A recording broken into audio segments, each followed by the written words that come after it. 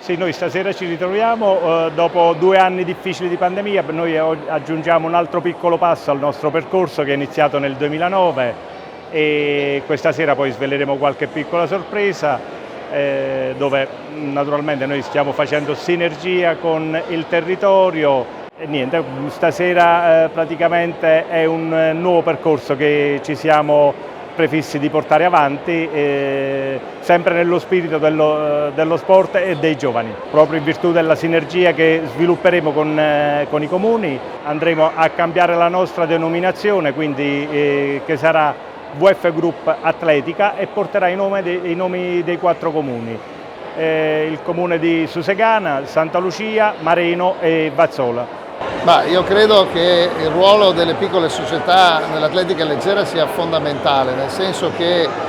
tutti i nostri campioni, o la maggior parte sicuramente, sono usciti da piccole società. Tanto per fare un esempio, Marcel Jacobs è nato da una società una piccola società che ha saputo trovare un fiore che è riuscita a far sbocciare a Desenzano, che insomma è un paese sì, importante, ma sicuramente è un piccolo paese dove la società sportiva è simile alla vostra. Io mi ricordo che sono andato a trovarlo, facevo il direttore tecnico della nazionale, lui era junior e c'era lui e il suo allenatore, quindi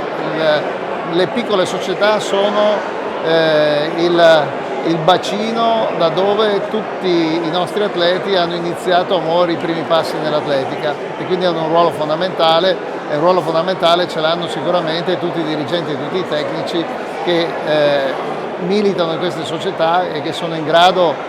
di stimolare l'ambiente, di portare i ragazzi in campo, di andare nelle scuole a pubblicizzare l'atletica, di andare alle amministrazioni comunali per spingere per le strutture sportive, e quindi ritengo che la base della piramide dell'atletica italiana sono senz'altro le piccole società. Diciamo che questa pandemia in qualche modo che c'è stata è servita a portare ancora più ragazzi all'atletica leggera, perché nel momento in cui non si poteva stare negli ambienti chiusi, l'atletica leggera, che è una disciplina sportiva che si fa all'aperto, è senz'altro stata rivalutata in molte situazioni, sia dalle persone adulte che hanno cominciato a muoversi attorno alle città, per le strade, sia soprattutto per i ragazzini che hanno potuto muoversi, andare fuori di casa, fare delle attività anche distanziate ma insieme ai loro compagni e ai loro amici all'aperto, in una situazione in cui non potevano nemmeno andare a scuola e quindi era l'unico modo per trovarsi. Credo che insomma lo sport, ma soprattutto l'atletica, sia stata un fondamentale momento di ritrovo per i ragazzi in un periodo difficile. 2 cose positive: l'impegno di questa associazione in modo particolare è molto proficuo nella nostra realtà, però la qualità di questa associazione è che riesce a mettere insieme altri 3 comuni, quindi un sistema di rete nella logica di partecipazione diffusa dei nostri ragazzi.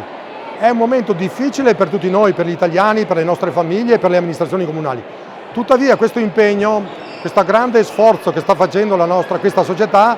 ci dà ulteriore slancio per poter comunque pianificare un intervento a livello di strutture sportive. Avere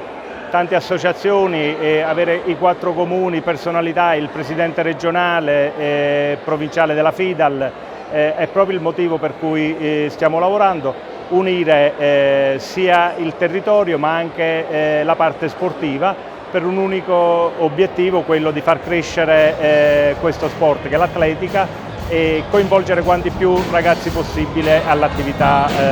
sportiva.